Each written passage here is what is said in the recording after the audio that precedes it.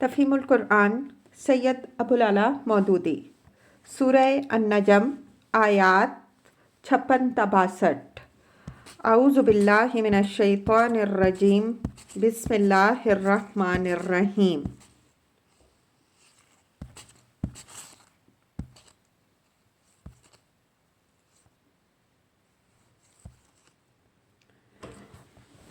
हाज़ा नज़ीरुम मिनन नुज़ुरिल ऊला। ये एक तंबीह है पहले आई हुई तंबीहात में से। तफसीर असल अल्फाज हैं हाज़ा नज़ीरुम मिनन नुज़ुरिल ऊला। इस फ़िक्रे की तफसीर में मुफस्सिरीन के 3 अक़वाल हैं। एक ये कि नज़ीर से मुराद मोहम्मद सल्लल्लाहु अलैहि वसल्लम हैं। दूसरे ये कि इससे मुराद कुरान है। तीसरे ये कि इससे मुराद पिछली हलाक शुदा कौमों का अंजाम है, जिसका हाल ऊपर की आयत में बयान फरमाया गया है। सयाक़े कलाम के लिहाज से हमारे नज़दीक यही तफसीर काबिल तरजीह है। अज़िफ़तिल आज़िफ़ा, आने वाली घड़ी करीब आ लगी। तफसीर यानी ये ख्याल ना करो कि सोचने के लिए अभी बहुत वक्त पड़ा है। क्या जल्दी है कि इन बातों पर हम फ़ौरन ही संजीदगी के साथ गौर करें और इन्हें मानने का बिला ताख़ीर फ़ैसला कर डालें। नहीं, तुम में से किसी को भी ये मालूम नहीं है कि उसके लिए ज़िंदगी की कितनी मोहलत बाकी है। हर वक्त तुम में से हर शख्स की मौत भी आ सकती है और क़यामत भी अचानक पेश आ सकती है। इसलिए फ़ैसले की घड़ी को दूर ना समझो। जिसको भी अपनी आक़िबत की फ़िक्र करनी है वो एक लम्हे की ताख़ीर के बग़ैर संभल जाए, क्योंकि हर सांस के बाद ये मुमकिन है कि दूसरा सांस लेने की नौबत ना आए। लैसा लहा मिन दूनिल्लाहि काशिफ़ा, अल्लाह के सिवा कोई उसको हटाने वाला नहीं है।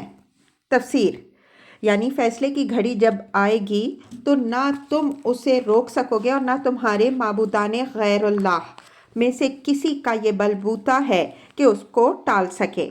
टाल सकता है तो अल्लाह ही टाल सकता है और वो उसे टालने वाला नहीं है।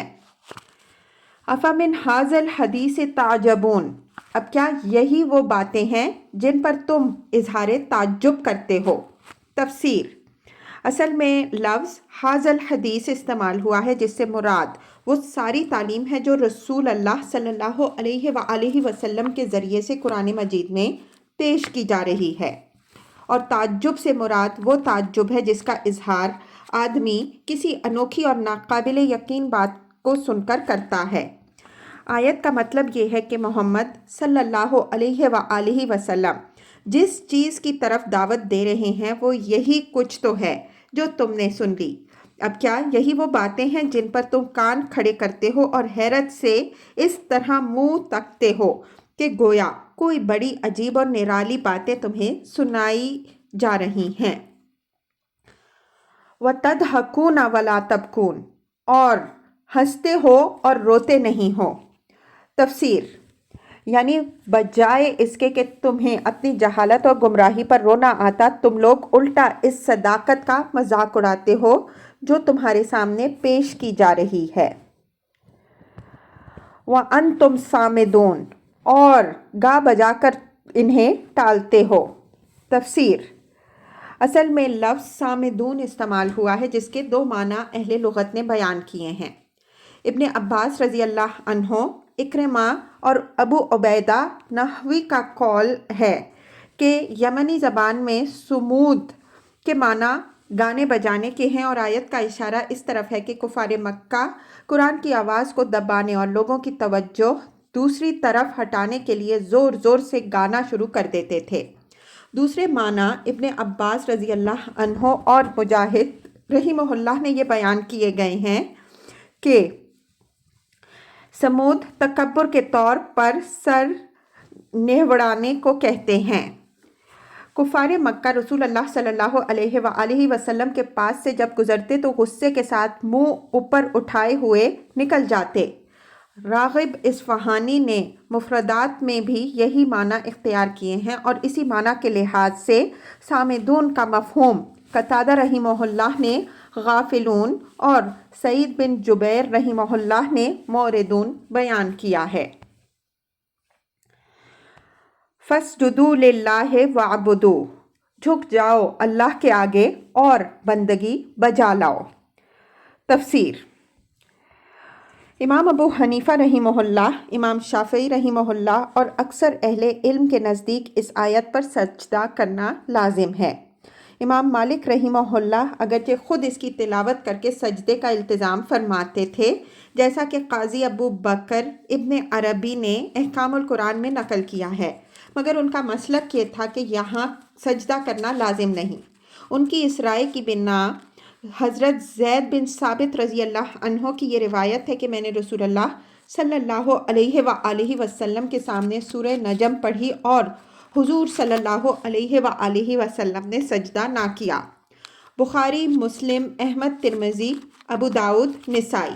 لیکن یہ حدیث اس آیت پر سجدہ لازم ہونے کی نفی نہیں کرتی، کیونکہ اس بات کا احتمال ہے کہ حضور صلی اللہ علیہ وآلہ وسلم نے اس وقت کسی وجہ سے سجدہ نہ فرمایا ہو اور بعد میں کر لیا ہو۔